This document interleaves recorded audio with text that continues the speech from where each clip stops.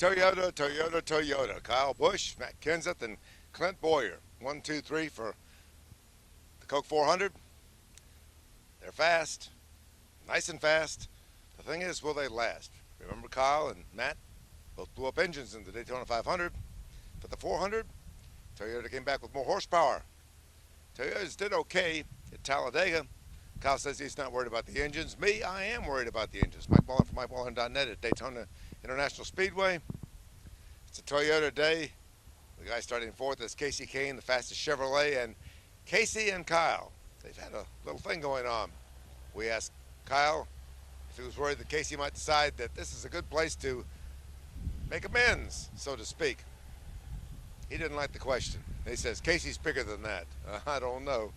Casey's a good guy. He's smart, but twice Kyle has crashed him when they were battling at plate races, and I don't think Casey's very happy with that. I doubt they'll do anything here. Maybe at Loudon next week, but who knows? We'll have to see. Saturday's Coke 400. Me, I like Matt Kenseth. You got to bet on Matt Kenseth. He's been hot, and this is something to think about. Kyle Busch led a lot of laps this year, but the last 4 races hasn't led a single lap. What does that mean? If you look at Toyota over the season, they've led like 2,500 laps. Chevrolets have led like 1,900 laps. Fords have led only 500 laps. Ford doesn't seem to have horsepower. I'm not sure if that's going to play out here, but if I were betting, you'd have to bet on a Toyota or a Chevrolet. Jimmy Johnson, he's still miffed over some restarts lately. Matt Kenseth, he's happy. He won last week at Kentucky. Hey, that's the way things go. Sometimes you have good restarts, sometimes you don't. Matt seems to know what it takes to get under Jimmy Johnson's skin. And the big story, well, you can call Danica Patrick a big story, I guess. Nice marketing.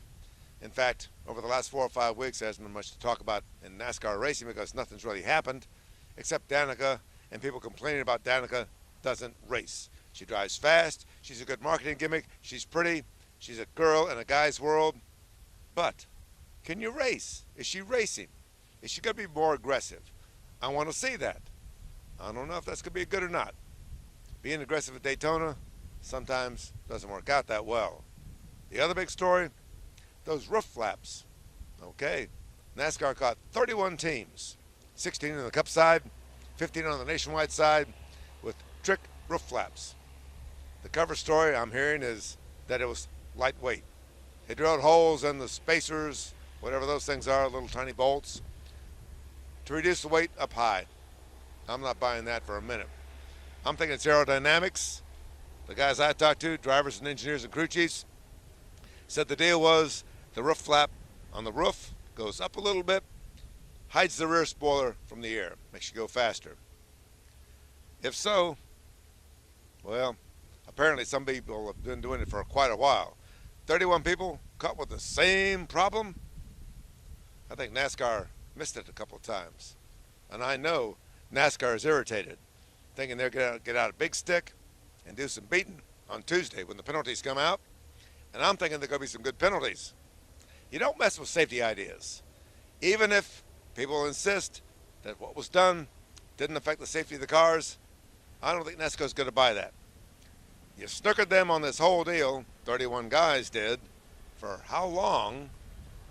And now you're going to say, well, it didn't really make that much of a difference.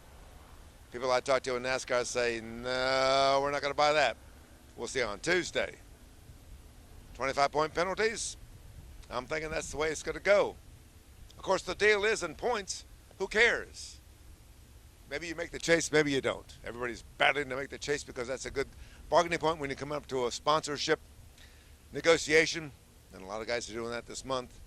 But when it's looking for the championship, there are only 2 guys right now, Jimmy Johnson and Matt Kenseth. They're so far ahead of everybody else in terms of speed and laps led and consistency. It's a 2-man race for the championship. It's only July, but that's the way I see it. And 25-point penalties may have a difference on who makes the chase and who doesn't. And Brad Keselowski, one of the guys caught, and Tony Stewart, one of the guys who didn't get caught, well, they might be looking at 25 points here, 25 points there, and saying, well, maybe I can make the chase, maybe I can't. Me, I'm thinking that It's Matt versus Jimmy for the championship, and all this other talk about points is meaningless. But NASCAR's going to make a point, I think. So who do I think is going to win the Coke 400? Well, Casey Kane's a good bet. Kyle Busch is a good bet. Matt Kenseth, though, is the guy I'm going with. Matt Kenseth, I think he makes it 2 in a row. He's great at Daytona and Talladega. These plate races and the Joe Gibbs Toyota guys, they've got a lot of horsepower. They got a lot of stuff going for them. Do they have reliability? That's my one question. Toyota's 1, 2, 3 in qualifying today, Friday, for Saturday night's 400. Will they last? Will they make it to the finish line? I'm thinking Matt is. He's going to be celebrating. Mike Mullen from MikeMullen.net. Friday, Daytona International Speedway, looking for the Coke 400.